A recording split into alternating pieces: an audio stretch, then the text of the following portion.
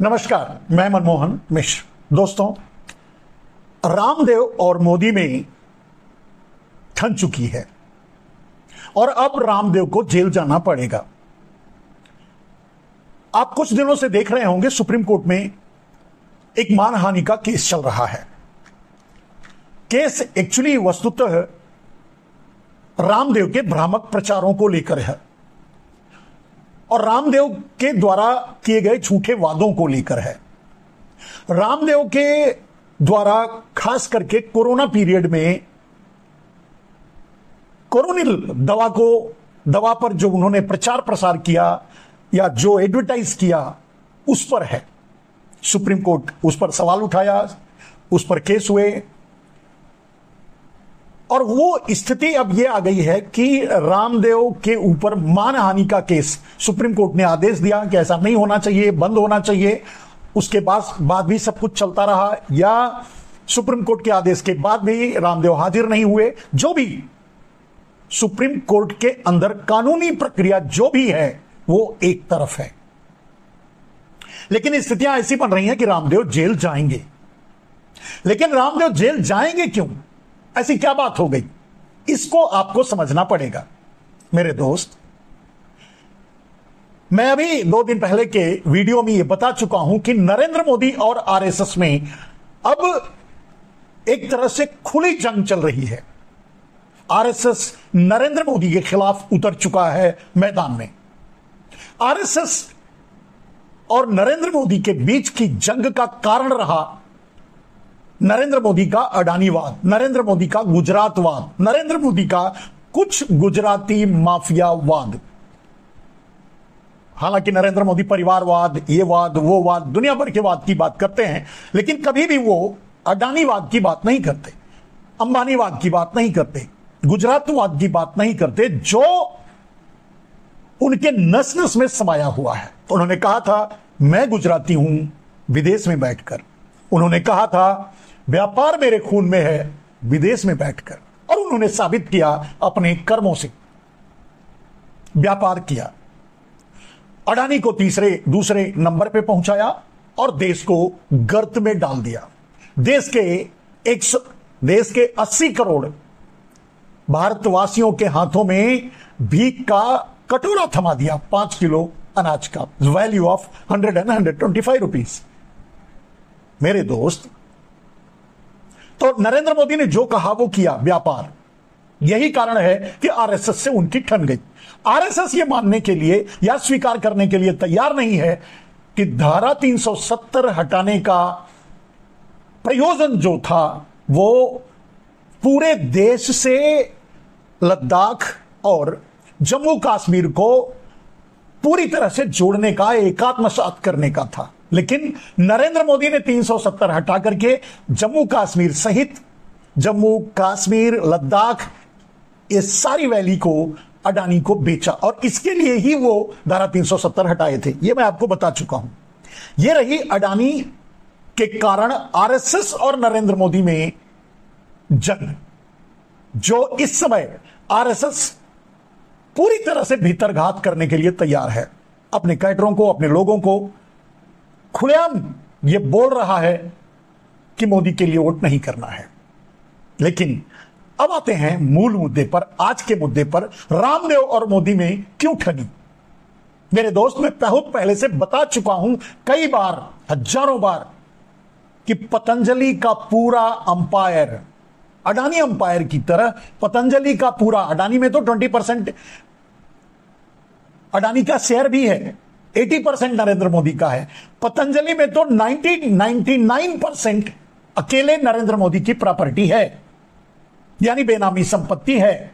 रामदेव तो बस एक मैनेजर है, लेकिन मैनेजर तो आसाराम भी थे। सारी प्रॉपर्टी आसाराम ने जो बनाई, जो उनके पास आई, सबका सब नरेंद्र मोदी ने 2001 से लेकर के 2012-13 तक, 14 तक, जब तक वो मुख्यमंत्री रहे लूट कर, उसके पहले 2008-9-10 तक ही आसाराम को भी दिया। कहने का मतलब, गुजरात को बेचकर जो नरेंद्र मोदी ने कमाया वो पैसा बाबा रामदेव, अडानी, राम रहीम जग्गी वासुदेव ऐसे जगह इन्वेस्ट किया, आरएसएस जो उनके लिए प्रचार प्रसार कर सकें और चुनाव में उनको जीतने या प्रधानमंत्री बनाने तक की मदद करें, और वही हुआ। रामदेव तो खुलकर ताल ठोककर मैदान में आ गए कि अगर नरेंद्र मोदी को प्रधानमंत्री कैंडिडेचर डिक्लेयर नहीं किया जाएगा तो वो भारतीय जनता पार्टी का समर्थन नहीं करेंगे, अपने कैंडिडेट उतारेंगे चुनाव लड़ने के लिए। हालांकि फाइनली नरेंद्र मोदी ही कैंडिडेट बने 2014 में, और ये शुरुआत 2010 में ही हो गई थी। 2010 या संभवतः 11 में रामदेव ने ताल ठोकी थी कि नरेंद्र मोदी को ही प्रधानमंत्री का कैंडिडेट बनाया जाए, या फिलहाल हो सकता है 12-13, जो भी, चुनाव 14 में था। कहने का अर्थ यह है मेरे दोस्त कि रामदेव, आरएसएस, जग्गी वासुदेव, श्री श्री रविशंकर या दुनिया भर के भगवा दलाल जिन्हें पोषित किया था नरेंद्र मोदी ने, उन्होंने उन्हें प्रधानमंत्री बनाने में बहुत बड़ी मदद की। रामदेव उनमें से सबसे प्रमुख रहे। आरएसएस तो उनकी मदर ऑर्गेनाइजेशन है ही भारतीय जनता पार्टी की, लेकिन दूसरे ऑर्गेनाइजेशन जो आरएसएस से हटके थे उनमें से रामदेव सबसे ज्यादा बढ़ चढ़कर हिस्सा लिए, क्योंकि पतंजलि की पूरी प्रॉपर्टी नरेंद्र मोदी की बेनामी संपत्ति है और उन्हीं की खड़ी की हुई है। एक बात और आप लोगों को पता होगा कि कांग्रेस के जमाने में लगभग 80-81 केस रामदेव पर लद चुके थे। नरेंद्र मोदी आए, उसे ठंडे बस्ते में डाल दिया, किसी पर क्लोजर नहीं लगवाया। अब वो सारे केस खुल रहे हैं और सुप्रीम कोर्ट का जो केस चल रहा है वो एक हुक एंड क्रुक की तरह नरेंद्र मोदी के हाथ लगा है। नरेंद्र मोदी किसी भी कीमत पे अब रामदेव को जेल भेजना चाहते हैं, आशाराम की तरह। चुनाव से पहले ही आशाराम और नरेंद्र मोदी में विवाद हो गया, वो भी संपत्ति को लेकर ही, और शायद जो संपत्ति आशाराम को इकट्ठा करके नरेंद्र मोदी ने दी थी वो चुनाव में लगवाना चाहते थे। आशाराम को कुछ ज्यादा ही अहंकार हो गया था अपने वर्चस्व का, जिसके कारण आज वो जेल में है, और जिसका एकमात्र श्रेय अगर किसी को जाता है तो वो है नरेंद्र दामोदर दास मोदी को, आशाराम को जेल भेजने का और जेल में रखने का, और अभी तक जेल में रहने देने का। आपको पता होगा मेरे दोस्त, राम रहीम इसी तरह के केस में फंसे हैं, 22 बार पेरोल पर बाहर आ चुके हैं, आशाराम को एक बार भी नहीं छोड़ा गया है। आप समझ सकते हैं आशाराम और नरेंद्र मोदी के बीच की दुश्मनी इससे छनकर आपके सामने आ रही होगी। अगर आशाराम नरेंद्र मोदी के आदमी होते, उनके लिए काम किए होते, उनकी बात माने होते, या उनका दिया हुआ पैसा उन्हें चुनाव में लगाने के लिए तैयार हुए होते, तो आज जेल में नहीं होते, और अगर किसी कारणवश वो जेल में गए भी थे तो इस समय तो आराम से छूटकर आ जाते। बहुत पहले आपको पता होगा कि बलात्कारियों को नरेंद्र मोदी ने 14-15 बलात्कारियों को, कहने का मतलब एक घृणित क्राइम करने वाले बलात्कारियों को अगर नरेंद्र मोदी 15 जो भी थे उनको छुड़ा लिया, बाहर भेज दिया, भले ही सुप्रीम कोर्ट के आदेश पर फिर से वो जेल गए, लेकिन तो आशाराम क्यों जेल में रहते? कहने का मतलब वहां भी प्रॉपर्टी विवाद था, और अब नरेंद्र मोदी का रामदेव से भी प्रॉपर्टी विवाद ही है।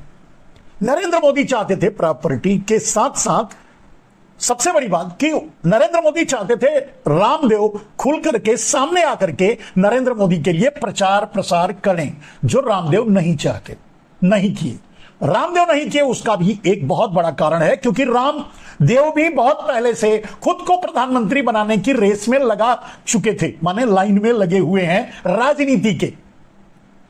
आपको एक वाकया याद होगा कि रामदेव ने खुद यह बात उड़ाई, या उनके लोगों ने यह बात उड़ाई कि रामदेव को राष्ट्रपति भारत रत्न पुरस्कार दिया जाने वाला है, भारत रत्न ही या कुछ और ऐसे ही पुरस्कार दिया जाने वाला है, जो कि नहीं हुआ। राष्ट्रपति बनाया जाने वाला है, वो भी नहीं हुआ। उसके लिए भी सफाई, सीधे इनकार आ गया सरकार की तरफ से, जिसमें काफी शर्मिंदा भी होना पड़ा रामदेव को। रामदेव की महत्वाकांक्षा भी राजनीति ही है। रामदेव भी देश के राष्ट्रपति या प्रधानमंत्री बनना चाहते हैं, राजनीति पर कब्जा करना चाहते हैं। उन्होंने भारत स्वाभिमान संगठन इसीलिए बनाया था। हालांकि उसको बनाने वाले रामदेव तक को भी, माफ कीजिएगा, उसको बनाने वाले राजीव दीक्षित तक को भी रामदेव ने नहीं छोड़ा। खैर, पाप एक न एक दिन सामने आता है, आज आ गया है। इस समय कहते हैं कहीं पाप किया होता है, अगर उस किसी कारणवश उस पाप से आदमी बच जाता है तो किसी जगह जाकर के बिना पाप के ही फंस जाता है और जेल जाता है। रामदेव के साथ अब यही हो रहा है।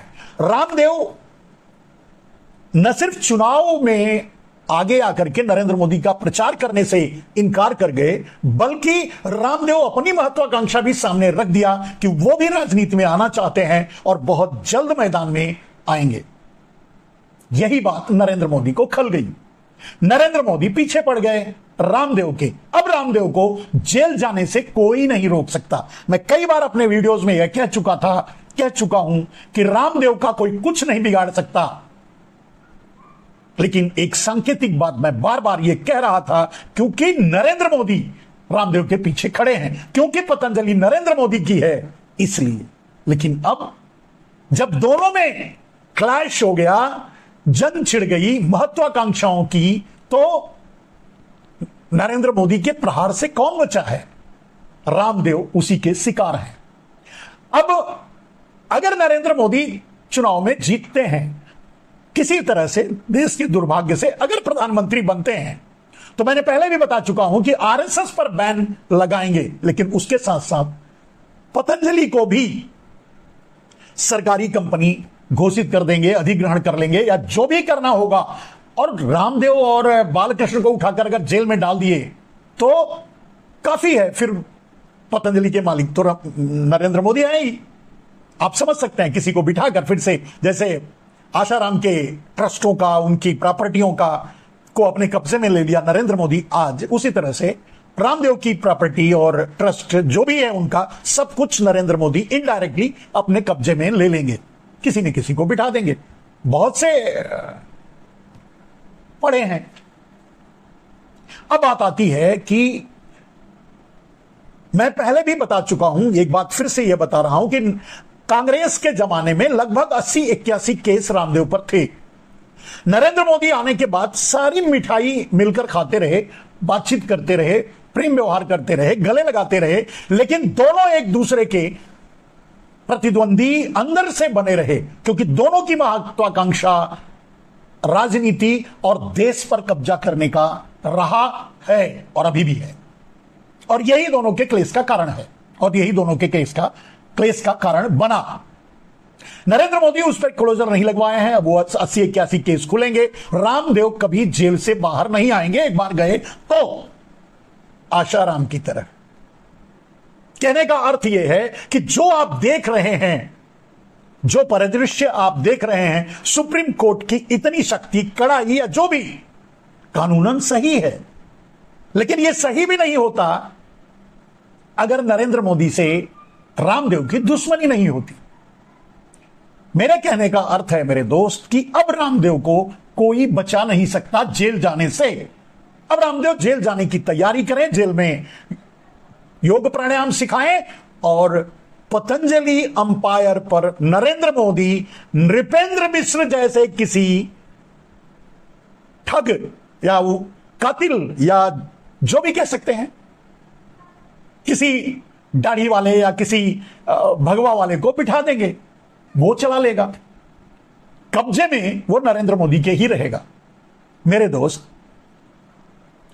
अडानी पर मोदी भारी है या मोदी पर अडानी, ये तो अभी साफ नहीं है, लेकिन जब दोनों में भिड़ेगी धन को लेकर के, काले धन को लेकर के, क्योंकि पैसा, धन, पावर एक ऐसा नशा है जो आदमी को पागल कर देता है, वो अपनों तक की गर्दन काट देता है। रामदेव और अडानी तो बेगाने हैं नरेंद्र मोदी के लिए। ये काम रामदेव भी कर सकते हैं और अडानी भी। धोखा अडानी भी दे सकते हैं और रामदेव भी। और कम से कम इस समय आरएसएस से चोट खाए नरेंद्र मोदी रामदेव पर गुस्सा उतार रहे हैं, रामदेव को जेल भिजवाने में लगे हुए हैं और भिजवा कर ही छोड़ेंगे। इस मानहानि के केस में अगर रामदेव बच गए तो बाकी 81 केस उनके ऊपर हैं, जिसे खोलकर नरेंद्र मोदी उन्हें जेल भेजेंगे। और मैंने कहा कि जैसे आरएसएस पे दुर्भाग्य से देश के अगर ये प्रधानमंत्री बन गए तो जिस तरह से आरएसएस पर बैन लगाएंगे, उसी तरह पहला काम, उसी तरह से पतंजलि पर भी कब्जा करेंगे। दूसरा काम या पहला वो समझ लीजिए। फिलहाल रामदेव की उल्टी गिनती शुरू हो चुकी है। रामदेव ने कभी यह समझने की कोशिश नहीं की या नहीं समझा कि जो झूठ बोलकर पूरे देश को बरगलाकर नरेंद्र मोदी के लिए वोट मांगने का काम किया, इकट्ठा किया, या राजीव गांधी के साथ जो छल और पाप किया गया, उस पाप का प्रायश्चित एक न एक दिन तो रामदेव को भोगना पड़ेगा। और रामदेव ने छल सिर्फ राजीव दीक्षित से ही नहीं किया है। रामदेव अपने सारे सबके सब भारत स्वाभिमानियों से छल किया है। पतंजलि से जुड़े हुए अपने कार्यकर्ताओं से लेकर, जीवनदानियों से लेकर, या आरोग्य केंद्र या जो भी उनकी दुकानें चलाने वालों से लेकर सबके साथ छल किया है। किसी का नहीं हुए रामदेव, जैसे नरेंद्र मोदी किसी का कभी नहीं होते। फिर भी पाप का प्रायश्चित तो करना ही होता है। पाप एक दिन मुंह फाड़ करके सामने आता है और निगल लेता है। रामदेव फर्श से अर्श तक आए थे नरेंद्र मोदी के काले धन के बल पे, नरेंद्र मोदी के देश बेचू कमाई से। और रामदेव अब जेल जाएंगे उसी कमाई के नाते। नमस्कार।